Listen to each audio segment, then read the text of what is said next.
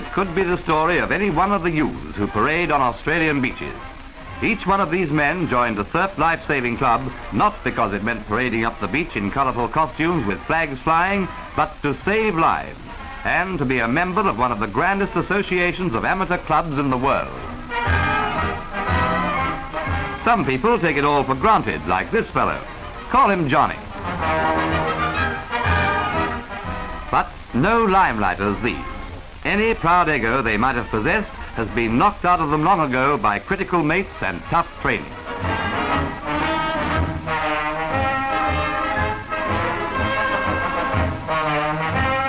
You'll meet them on any beach right round Australia's 13,000 miles of coastline. Members of the Australian Surf Life-Saving Association. Oh, they're marvellous. If you can swim, there's nothing to it. No, maybe you'd like to try. Maybe I will. It started out as a dare, and it proved a job for daring. Johnny may have been cynical to start with, but he was no quitter. He joined one of Australia's hundreds of surf life-saving clubs.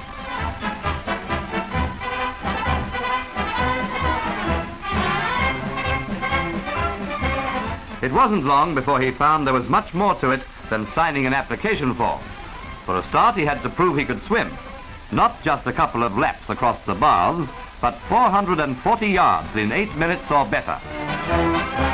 Then he found that 2 evenings a week had to be devoted to the fundamentals of life-saving, which must first be learned in the clubroom, and although it seems tedious, Johnny will be thankful when he has to apply what he's learned to a difficult patient. Later, he will combine these lessons with other drill on the beach at weekends and pay club membership fees for the privilege. He learns both the Schaefer and the Eve Rocker resuscitation methods, and he's kept on theory until he learns them properly.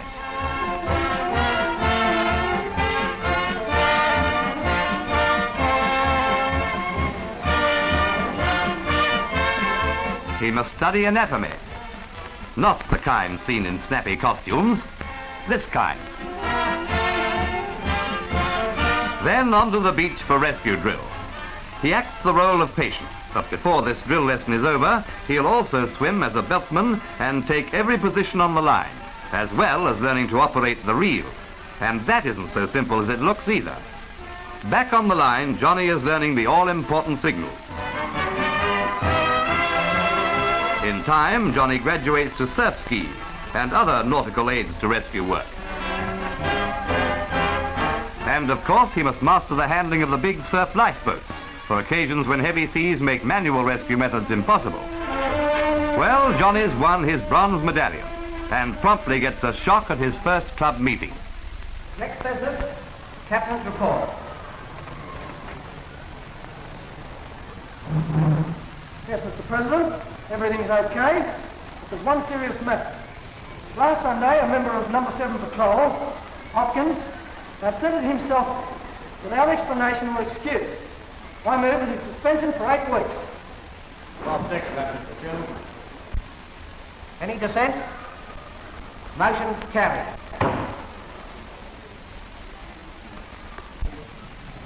To you new members, that suspension may appear harsh, but I want to emphasise that the efficiency and discipline of its patrols are the sole justification for a surf life-saving club's existence.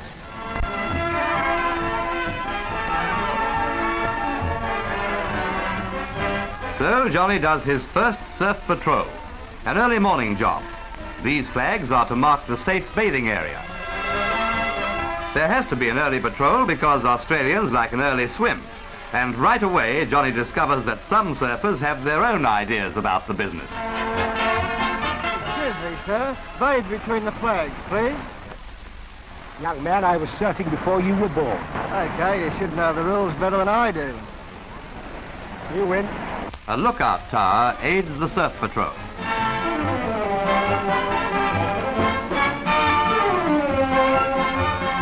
Hey, that reel isn't a towel rack, miss. Oh well, it's all in the day's work. As the day goes on, the crowds increase, and so does the surf patrol's responsibility. Look 'em over, Johnny. They're all yours. With surfers in such numbers, it's no wonder that the Surf Life-Saving Association of Australia has rescued over 65,000 people from the surf since its inception in 1907.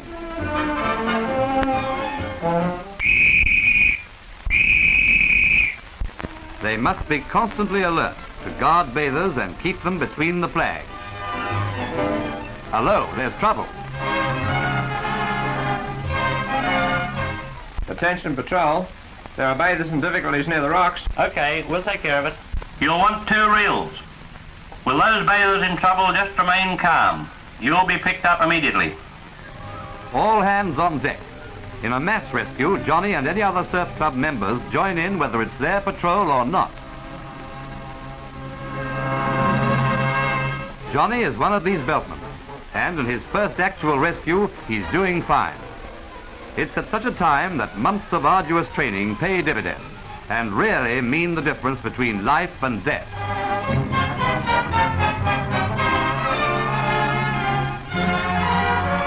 A surfboard has joined in to support a girl and a man, but Johnny's patient has to be rescued the hard way.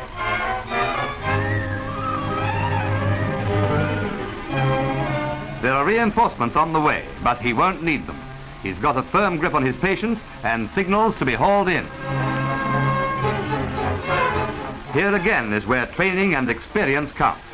Hauling too fast on that line could easily drown both patient and beltman, and expert timing of signals is essential.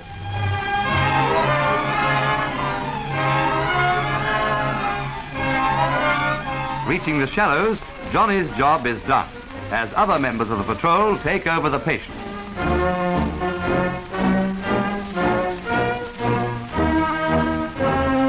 And so Johnny has made his first rescue. Since then, he's done 100 more. Nice work, Johnny. So there's nothing to it if you can swim, eh? Well, now you know better. And so the job goes on. A calm sea today, a boomer tomorrow. It's a rare combination of sport and duty, an outstanding public service and an Australian tradition. Surf life-saving imposes a tremendous responsibility and calls for skill and stamina to battle with high seas. It's a job for youth, with bronzed young swimmers removing the hazard from surfing for you and me. These are not professional lifesavers. Their ranks are drawn from clerks, laborers, artisans, lawyers, businessmen and doctors. The challenge of the surf forges their bonds of comradeship. These men accept all the risks with a willing spirit. Sometimes it might look like a losing battle, but never fear. As long as there are lives to be saved, the surf patrols will live up to their motto of vigilance and service.